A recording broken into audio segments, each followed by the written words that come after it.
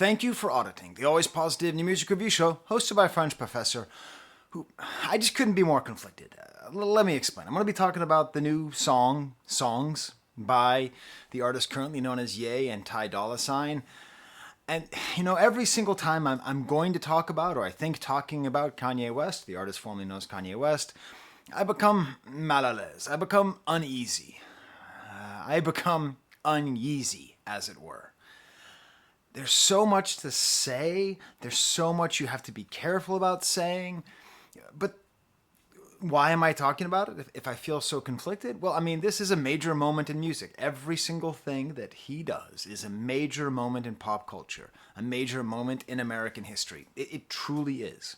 And so, yes, we are talking about the most canceled of all canceled people, someone who, through his words, lost $1.6 billion. But of course, no one is ever really canceled, as is evidenced by the fact I'm talking about this. But let me talk to you about some of the conflict that I feel. First of all, anti-Semitism is wrong and bad, and the artist currently known as Ye has expressed anti-Semitic beliefs. Okay? I made a video about this. It's one of my best videos. It's about the album Hitler Wears Hermes 10 by West Side Gun, and in the beginning I do a whole explanation that the real enemy in all this, the real enemy, especially when it comes to black celebrities espousing anti-Semitic beliefs, is not the black celebrities, it is white supremacy. So click above Leia and Vader if you want to see that video. The first 18 minutes are an essay, which is some of my best work, I believe. Okay?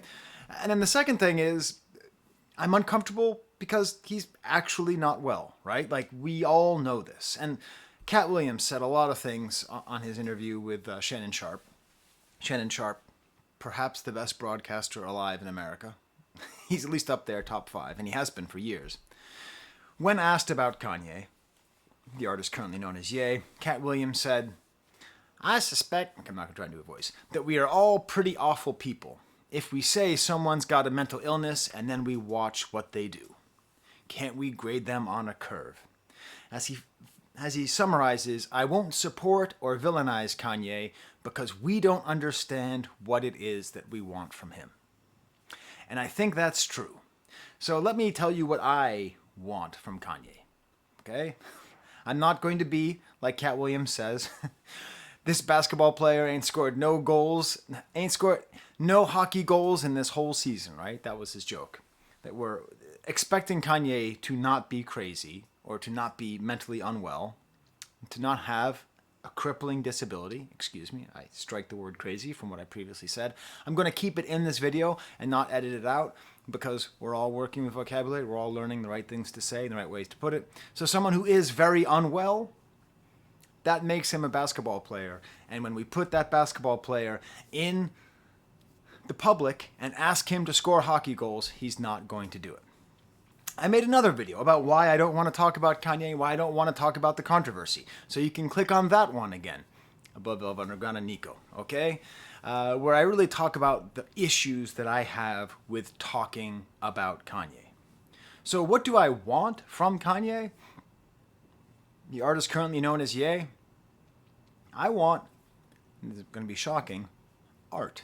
That's it. That's it. I don't care what form it takes. If he decides that he's into architecture and he's mad because the American Society of Architects shut him down, I'm sure he's going to build the best building we've ever seen that's going to influence architecture for the next 1,000 years. I don't care if he's making stupid shoes or ugly sweatshirts or all the dumb crap he's done that isn't music. I just want the artist making art. That's what I want, okay? It doesn't excuse any of his behaviors. It doesn't excuse any of the people he's with. And it sure as hell does not excuse our culture for picking and choosing how we treat this person. So, that's what this is going to be about. It's going to be about the art that he just released. Because he is, regardless of his views, regardless of his disability, still the greatest living artist. Okay? That just happens to be the case. I live about an hour and a half from Cooperstown, New York. If you go there, there's a guy in the Hall of Fame called Ty Cobb, one of the best hitters and bass stealers in world history. Dude was straight up racist, simple and plain. Motherfuck him and John Wayne, okay? But does Ty Cobb belong in Cooperstown? Does he belong in the Hall of Fame? In the same building as Jim Rice and Jackie Robinson? Yeah, he does. Because he was a great baseball player and Kanye is a great artist. So, let's get into the video. Now that I've gotten my little preamble out of the way, all the conflict I feel right now, you know? But I'm happy. I'm happy because he's released some art. He's released my favorite form of Kanye art, which is not performance art or ugly looking sweatshirts. Okay, ugly to me. I'm an old man, what do I know? Look at this. Look at this shirt I got. Look at how busted this is. This has a collar that I can't get to get flat. I've had this for 6 years and I've never got it fixed. I look busted and funky. Tell me in the comments, Skye, you look busted and funky. I won't be offended. So I'm conflicted about the fact that this whole thing exists, right? I'm conflicted about the fact that we're talking about Kanye again and that everything is starting up. And part of why I've been stressed out about this whole project is like, what is he going to do? Because he didn't just like burn a bridge. He like blew up the river that the bridge went across. He obliterated the entire region off of the map with nuclear bombs to the point where you don't even know if there ever was a bridge, much less a civilization that used to use a bridge to get across that river which he destroyed, okay? It's not just like he said something bad. It's like he said something bad and then he made that bad thing part of his personality and part of his art, right? Which is why it's so sad. The good news is either he has the world's worst PR team or he does his own PR. I suspect he does his own PR. Of all the things that people told Kanye that he could do, that he couldn't do, and he said, I can do it, the one time he should have listened to them is he should have listened to PR. Except in this case. Because what does PR tell you to do when you do something as consistently terrible as supporting alt-right figures, white nationalists, anti-Semites, all those things, right? What do you do? You do the apology and you stand in front of the camera and you supplicate before the public and people sort of forgive it and sort of don't. Time goes on. If you release a hit, maybe you can make it work. You can say you've changed. Kanye, knowingly or unknowingly, did something way smarter than that. The best way to, and this is, by the way, what Kanye has taught us, okay? He innovated again in a way that I don't even think he was trying to innovate. The best way to ask for forgiveness from the public is to show your humanity. What world do we live in? We live in the world of dehumanization.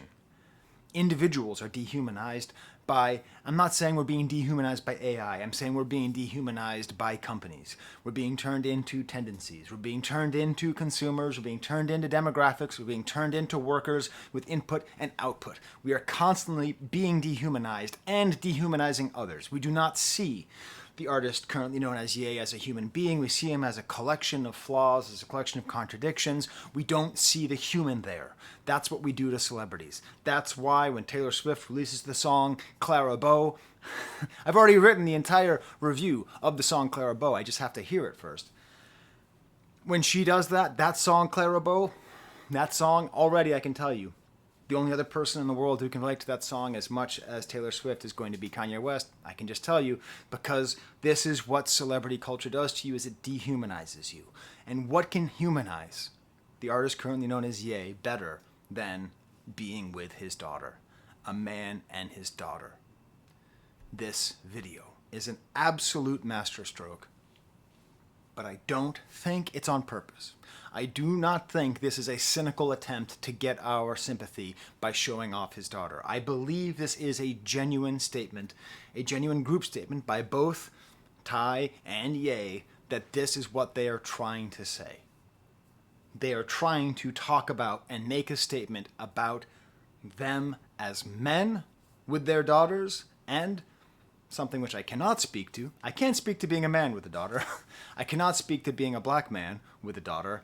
But I think they're making both those cases at once and demanding that we absolutely see them as human beings with real human emotions, to quote Jack Palance. If you know the movie that's from, tell me in the comments. I'll give you the biggest heart you've ever seen. By the way, if you like this at all and you want me to heart your comment, you don't have to know what movie that was from. Real human emotions. You can just leave AVAA. That stands for awesome videos always. I heart every comment that says that. Oh no, I've actually missed a couple days, so I'm going to go back and do that after this video. Which then brings us to my problem with this whole project, with this song, is more than the anti-Semitism thing and the mental unwellness. It's also that Toby is... Toby, out! I'm making a video about the artist currently known as Ye. My biggest issue is that he's making this video and this song with a 10-year-old. I understand it's his daughter, but listen, 10 years old, when I was 10 years old, when your dear Professor Skye was 10 years old, I was in 4th grade with Mrs. Hawksworth, okay? Now, Mrs. Hawksworth didn't like me so much. She had a behavior chart just for me. Do you know how many other students had a behavior chart? None. She used to inspect my nails every day because they were so dirty and busted, because I looked like a hick, you know? She thought I was some dumb hick. She told me that at a recess. She made me stay inside and fill out lunch slips instead of going to recess because I was such a little punk, okay? Who are you at 10 years old? Remember who you were. Hey, you can tell me that in the comments too. Who was your 4th grade teacher and what were you like? That's the person who's in this song. We're not talking about Kim Kardashian, but 10, Kanye West, but 10. We're talking about a 10-year-old kid. And at some point I'm going to make a video to the basic effect that all child stars are victims of abuse. It's just that dehumanizing thing that happens with fame. You can't put that on kids. You just can't.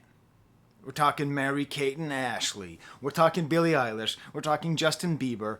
Anybody who's under the age of, let's say, 17, who is made famous by their parents, it's all Megan McCurdy, as far as I'm concerned. It's very, very bad stuff. Okay. So that's an initial issue. There's the other layer of it, right? Where he got super mad at Kim Kardashian for exploiting this same girl, this same little girl, putting her on TikTok and getting her dressed up and wearing makeup and all that stuff. This is where my human history interacts with this person that I don't know, and I feel a lot of sympathy. See, 10 years ago, right around the time North was born, I went through a divorce. And as Louis C.K., speaking of people who can't be canceled because they are so talented, there's no such thing as a bad divorce, only bad marriages. But no, it was rough. It was really rough going through the divorce. It was a very, very rough time. I'm happy now. I'm happy as I could possibly be. I only wish the kind of happiness that I have on you, my dear viewer, okay? That's how happy I am. But at the time, it was very tough. And at the time, my instincts are terrible. My instincts are to put kids on the internet. One of my biggest videos ever, like if it were on this channel, it'd be my second biggest video I've ever made, is a video I made with my son when he was 2 years old singing the song Weird Fishes by Radiohead. It's still up. You can find it if you want. So I was like really wanting to do that because, you know, my kids are like me. They're smart and they're cool and they're fun and let's show them off. And wouldn't it be fun? And it was really only because I was threatened to be taken to court that I did not have her permission to show off the kids in that way. She was completely correct. 100% correct. Okay? It's not good. But still, this kind of like tug of war over this little kid, even though I see it and I see how hurtful it is, and I can already read the tell-all manuscript that Northwest is going to write in 20 years. That's going to be very good and very interesting. I feel in this song, on this song, I feel the traces. I feel the story of a divorce. I feel that this is not a song. This is an example of a very specific moment amongst two people who we do not see as human beings. You and I do not see Kanye West and Kim Kardashian as human beings. They're entertainers, they are artists, they are cultural phenomena, etc., etc., etc., etc. Okay? They're still human beings, and this song, ooh, her being on here, ooh, that contradiction, but you said that you shouldn't and she shouldn't and they shouldn't, ooh, it hurts. It's a 3-minute song. 14 minutes in. I'll talk about it soon. And then there's the other side. Maybe it's not that bad that Northwest is in this video, because the focus of it is her relationship to Kanye West, to her father, to the dad currently known as Ye. And the way this video is filmed, it's like she's getting her hair done. She's lip syncing, she's hemming it up. But there's one little element here that I find interesting. He's not doing her hair. If you're a dad out there, quick hack, okay? Quick hack. If you want to make your relationship with your daughter work well, become Professor Monkey Hands. That's the term my brother uses for his daughter. That's what I use too. Okay? When I would brush my daughter's hair and try and get out the knots and braid her hair and do all that stuff, Professor Monkey Hands, because I'd pull sometimes a little too hard and I had to get gentle with it, But you don't know how to do it because you're not used to it, because you're not used to having the long hair. It's one of the nicest little rituals you can have with a daughter if you're a dad. Also, make sure to paint your nails. If your daughter wants to paint your nails, just go for it. It's always a good idea. Whatever. Get a little braid, star puffs, whatever you want to get done, But he's not doing it. There's an entire team of people who are doing her hair, which I think is pretty symbolic of probably the biggest problem with being the kid of Kanye West. Not just his mental health problems, but the fact that he can afford to be so hands-off. As someone who grew up in a household who had a lot of the parenting handed off to other people, they're mostly flunkies, it's not a great feeling. It's not a great feeling when you realize the people who care for you are paid. Just so you know. In the event that you're super rich and watching this, it's not super awesome. But I also don't want to get too far into this because the hairstyle that's being done on her is very specific, and I don't think any non-trained person could do it. To go even further, we're talking about a black girl's hair and the hair of black women and girls. There's an entire movie about it, which is great. Entire history and cultural stuff. And in case you haven't noticed, I'm stupid white. Just so frickin' white. I'm like Princess Leia's dress. So I don't really have anything to talk about on that, except to say maybe this is an intentional thing echoing off of Kim Kardashian's beauty tips and all that, because obviously she's not black, so maybe this is emphasizing the sort of war of culture and a divorce. Yikes. Okay? Let's just stop that. But as far as this video goes, it's just so beautiful. By the way, I'm going to talk about the song and the video at the same time. They came out at the same time. It's one thing. Okay? That much is clear. She's whispering into Ye's ears like worm tongue in Lord of the Rings, I think. The second one, maybe. And I'm going to talk about the comment section of this video sometime, because, whoa. As a matter of fact, if Vultures actually drops on Friday, February 9th, I will do a live stream reading comments on this video, okay? That's how unlikely I think it's going to be. But it's all the time like, oh, how great it is to see his smile. What a wonderful smile. It's not a wonderful smile. It's kind of a doped up half smile. It's an uncomfortable thing. He doesn't look well. To his credit, to his absolute credit, he's not trying to make himself look better than he is. Can he look better than he is? We know that he's really going through it. And I feel that in this video. But then she's sitting on his shoulders. This guy. You think I didn't learn how to play Only One on guitar? I did. I taught myself how to play Only One on guitar. I wrote down the lyrics and I played it. I cry every time I hear that song. Every single time. I think about myself. I think about my troubles. I think about how far I've come with my kids, how hard I try to keep them on a good path, how much I love them, how much I care for them, how much I miss my parents.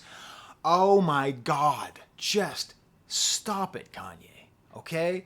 The same guy who wrote I Love It, okay? I'm loving it. Whatever that song was with Lil Perp or Lil Pump or Pump Perp, whatever the fuck his name is. That guy wrote Only One, and this video does the same thing. If I sit down and just watch this video, I'm going to cry because that moment of the daughter on his shoulders. Did you know I have arthritis? I have arthritis in my left shoulder. I think it's because I took too much asthma medication as a kid. Steroids, I don't know. And the way that I got this, like the tear that happened, was actually picking my daughter up. I now have two daughters, of course, but this one's the one that's a teenager. And I put her on my shoulders, taking her to daycare, and it was like, it was like someone just took my shoulder and went like that inside there, but just that feeling of carrying your daughter on your head. Just that feeling of connectedness and care and knowing what they're going through. I don't care if you don't think they're not human beings. They're human beings who are going through this. And then it stops. And then somebody who I don't know what he looks like. Ty Dolla Sign appears on the screen, and I thought, is that Dennis Rodman? Not even that he looks like Dennis Rodman, but he has double nose rings. So I was like, wow, Dennis Rodman's looking good. I thought he was a lot older than that. Oh, no, right. It's Ty Dolla Sign, right? He's the guy who's going to be singing here. Because I don't know what Ty Dolla Sign looks like, because I never watched a Ty Dolla Sign video. I love Ty Dolla Sign. I love his appearances whenever I hear them. And then he's just there with his teenage daughter. I think she's maybe 19. And they're just in slow motion and just like in this joy and pain. There's pain, and that comes through in the lyrics. There's pain and fear and anxiety and dignity and just this connection. And yes, of course, it is partly a connection of black men and their black daughters, which I cannot access because I'm not a part of that culture. But there is the universal feeling of daddy-daughter time. Okay? Daddy-daughter time. And seriously, I'm going to make myself cry if I say it one more time, so I'm not going to say it again. It's like Candyman. Okay? That's what this video is about. How do you say sorry for being a complete and total racist lunatic? You show your humanity. And if you can watch this video and you can deny his humanity, you can deny it, okay. Hey, to each their own. Mileage may vary. Whatever other stupid cliche that Tom York will probably use at some point in a lyric you want, go for it. But it really got me. Now that we're 21 minutes into the song, let's talk about the song. Let's just remind ourselves one more time what the hell we're listening to, okay? We are listening to the greatest producer of all time making music with his collaborators. We are listening to the greatest collaborator of all time making music with his collaborators. We may be listening to somebody who hangs around with Nick Fuentes, son of a bitch, okay? We may be talking about somebody, but we're talking about a guy who definitely belongs on Professor Skye's avant-garde-ometer for rap beats, okay? Now, I'm not going to put that into whoa, wait. It's not that weird. But the reason that it's not that weird is because Kanye himself has made this whole scale go so far. He's moved the Overton window on avant-garde-ometer in rap beats, okay? And you can quote me on that, even though I missaid it. You can quote me, okay? Weird, but chill. This is not a standard trap beat. This is not a standard pop beat. What the hell is going on? How does he keep doing it? How does he keep innovating and making songs where the first time I hear them I go, oh well, I guess he lost it. And then I'm like, actually, Jesus is King is better than Late Registration, and I will fight you all day. I will get into a fist fight with you on that, okay? I've never punched anyone in my life. I'll do it. I swear to God. I swear to Jesus is King, okay? That's how certain I am of that position, okay? You just unsubscribed. It's okay. A cheerleader sample? A cheerleader sample? You don't want no trouble, you just... Like from Wilkes Barre? Like the town that's connected to Scranton? What the hell? And then James Blake pops up there? James Blake is singing, talking. Is he pitched up, or is that just James Blake being James Blake? Talking. Are there drums? No, there's no drums. There's no drums. We're so busy running around trying to give all this credit to all these underground rappers for getting rid of drums and doing all this fascinating stuff. Come on. It's just doom, doom, doom, doom, doom, doom, doom, doom, doom, doom. Just a pulse with these cheerleaders angrily screaming, you don't want no problems, you're just talking. What kind of madness is this? Yay. Did you have to do it again? Couldn't you have at least gotten whack so I don't have to talk about freaking Nick Fuentes anymore? Please? Dear God? Can you wait? I don't know. Insanely minimalist. And then we get a 10-year-old rapping. We get Northwest rapping. Okay, remember Mrs. Hawksworth where I'm filling out the lunch slips during recess? Okay? Her verse. Let me tell you my favorite thing about this verse. It's not that good. For a verse on a Kanye West song, but it is an excellent verse by a 10-year-old who thinks it would be fun to rap. What does this mean? This means that she actually wrote these words, which means the theme of the song about him being connected, which the theme which we understand through the video, of him being connected to his daughter is true. He's not hiring whatever. Who's that guy from Chicago who writes a lot of Kanye's lyrics? Oh my God, you can tell me in the comments. It's some kind of weird name, right? He's not getting that guy to write these lyrics. He's actually letting his daughter do it, which makes this verse awesome because it's real. It's childish and real. Now, I've seen some people say that she's a Nepo baby. Can I make defense? Can I have a defense for Nepo babies? Okay? Because I understand. It's unfair. It's unfair. But let me tell you a hard truth. My daughter, who's 16 years old right now, if she chooses to be a better YouTuber, she'll probably be a better YouTuber than you. Probably. Because she has me as a father. And I'm a pretty good YouTuber. Okay? Sometimes I'm a great YouTuber. Sometimes I'm a mediocre YouTuber. But she has seen how it works. She has seen the process. She has talked with me about it. She would be a better French professor than you. She'd be a better professor than you in general because the behavior and the tools that are necessary to do the thing that is hard to do have been taught to her even by osmosis from an early age. Okay? That's just the way that it is. Now, in athleticism, it's very clear, right? Ken Griffey Jr. wasn't a Nepo baby. He didn't play, he wasn't one of the best players in the history of baseball because his dad was Ken Griffey Sr. He had the genetic skills passed on from his father, but more importantly, he had the mentality of a professional athlete burned into him from the second that he was born. The same way that Northwest has whatever it is that Kim Kardashian has, whatever genius she has, and of course she's a genius, and if you don't think she's a genius, you are a sexist moron, okay? And I'm including you, Cat Williams. Come after me. Be great for my career, okay?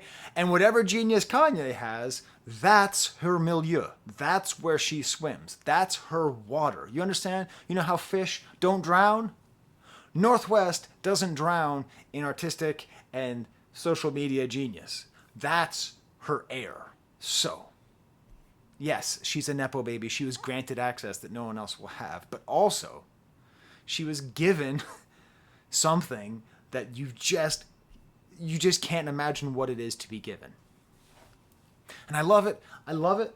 I love it because the first time I heard it, I'm like, this is trash. I don't like this. He's exploiting his daughter. This is super lame, super lame. And then like by the fifth time, I'm like, it's your bestie, Miss Westy, just trying to bless me. It's catchy.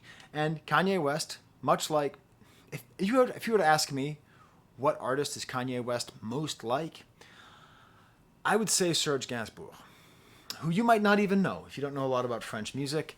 Maybe I'll do a video about that sometime. I will do a video about that sometime. Serge Gainsbourg also is very famous, or Serge Gainsbourg, as you might pronounce his name, is very famous for taking amateurs and putting them into professional music. That's what we have here. And this is the only part of the song that's even rap, is this bit. Like this thing that's like actual rap is an actual 10-year-old making this cool, catchy thing over the sound of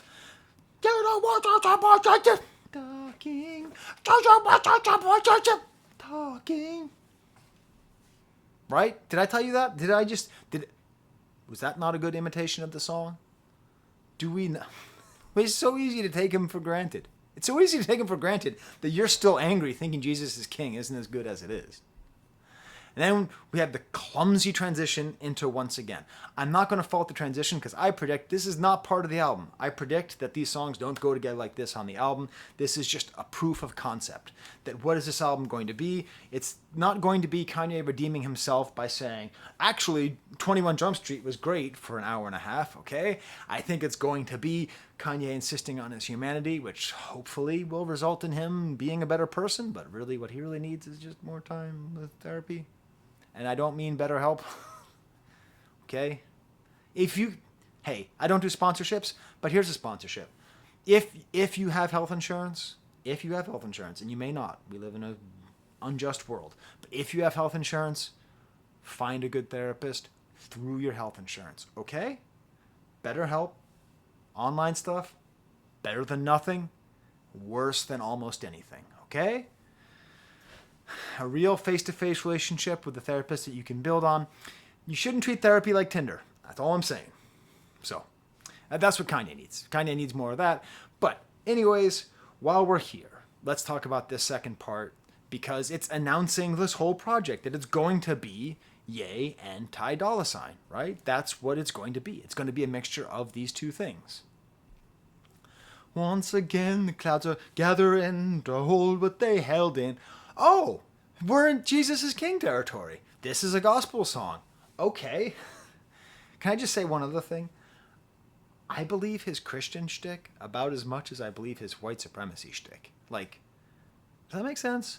Like, it's... Anyways. Maybe that's the most controversial thing I've said here. Mixed in with this, okay? Mixed in with this, we have Public Enemy. Interesting. Okay, the song Bring the Noise. Bass! How low can you go? Death Row. What her brother knows. Once again, back is the incredible, the rhyme animal. So the once again comes from this, but it's pitched down. So we have James Blake pitched up, Chuck D pitched down. We're just in this wonderful world of awesome rap production, all these cool things happening. There's even tying in the beginning of a yeah boy from the other vocalist of Public Enemy, Flavor Flav, but he doesn't say boy. Speaking of white supremacy, sometime I've mentioned it a lot. The way that our society did Flavor Flav, the way that we enabled him, and the way that we took him down was intentional racism, like COINTELPRO stuff, bad stuff. Long live Flavor Flav, long live Chuck D, long live Public Enemy. And this beat, okay? Now this beat, we're going up one. We're going up to whoa, what on this beat? Because it's just these blared out on the 1 and the 3. And the singing on the chorus is nice, but then the verse is all weird. And Ty Dolla Sign has just, there's nothing like his style. There's just nothing, he has an inimitable style, okay? I said inimitable. Can you say inimitable? You say it. 3, 2, 1. Inimitable. Inimitable, okay? No one can do what he does. It weirdly pitches up at a certain point, like changes key, and then he starts doing one of those, and that's all fine, because these lyrics are going to make me cry again. How much to stop this car from speeding? They might try to slow down. He's talking about how quick children grow up. So I'm in a weird position because I have a 19-year-old. I have an 18-year-old and a 16-year-old and a 16-month-old. So just, I'm Robert De Niro over here. But it's really helpful because children do grow up too painfully quick. So restarting is quite nice. How much to stop my daughter from growing? I just can't take it now because she's doing all the ish I did when I was her age. I don't know how I'm going to tell her, but her dad is just afraid. Real goosebumps. I don't know how I'm going to tell her, but her dad is just afraid. I'm so used to Ty Dolla Sign's like sex verses, just like, la la la la la la la la la. You keep singing about sex, just gross. Nope. Who knew he had this kind of depth in there? Maybe you did. Tell me in the comments how I should have known. But who knew he had this kind of depth in there? Like, her dad's just afraid? Like, that's what it is. I'm a dad of 2 teenagers. I'm scared all the time. I'm scared all the time. All the time. And not because they're going to make all the same mistakes I did. They do a lot more homework than I did, and they don't go to Taco Bell 5 times a week. Okay, those are my big mistakes. Of all her choices, I know I've been through it. I just hope I haven't been the wrong influence. This real human feeling. And Ty Dolla Sign doesn't need forgiveness, except for the fact that he's working with Kanye. Right? He doesn't need forgiveness, but he's expressing his humanity in here. And he's trying to show the pain that he feels and the fear that he feels as a father. That's why I got to break the curses that were set for me. This is hard work working. This ain't destiny. Remember when I said about therapy? Okay? About finding therapy? The goal for therapy is if you suffer from a generational curse, like most of us do, I did, I absolutely suffered from a generational curse. I had to break the wheel like Khaleesi, okay? I broke the wheel through therapy and hard work. It's not destiny. My destiny is not to be here talking to you on YouTube, happily married with a sweet job and 2 dogs, okay? My destiny was to be a complete and total fuck up, unable to get off the couch, morbidly obese, incapable of holding down a job. Okay, my destiny was totally not great. But I did a lot of work to break that wheel, to break the curse. And yes, I am lucky that my curse is not societal and psychological and familial. Okay? I am lucky, very, very fortunate that society gives people who look like me with my life experience a lot more space and room to be fuck-ups than people who don't look like me. But still, good job me. I'm here. And that's what this is about. He's done it again. He's done it again. He's done it again. The greatest artist in the world has done it again. The greatest collaborator in the world has done it again. And the only time you hear him is at the end about the clouds and what they hold in. And this time it's Kanye singing and his voice is sweet and cool. What does it mean? Is it tears? What are the clouds? And what is it that they hold in? I think it's tears. I think it's rain. And I think it's about the need to express vulnerability and emotional warmth towards your daughters, which is especially hard if you've been socialized male, and it is especially hard if you've been socialized as a black male. Okay? Please, dear God, consult the work of FD Signifier on YouTube about black masculinity. Not everything that I know I learned from watching him, but he is the best teacher I have ever seen of this topic, okay? So please, don't take old paper bag Skippy over here, all right? Just, but maybe, and that's what it is, this emotional release. So I'm back. Kanye's back, for better, and I'm sure for worse, as we will see. These are my Patreons. They give me money so I can buy music. And so I can buy... I just got this for my new baby daughter. You see, I put Darth Vader back there. I put Darth Vader there for a couple reasons. One, because I compare Kanye West to George Lucas, right? He's a great collaborator like George Lucas and Darth Vader. And also because, of course, it's father-daughters, Just make that explicit in case you didn't know. All right, well, until next time... I'm so conflicted because I'm so happy there's more Ye music, and I'm so scared about what's going to happen next. There's the camera.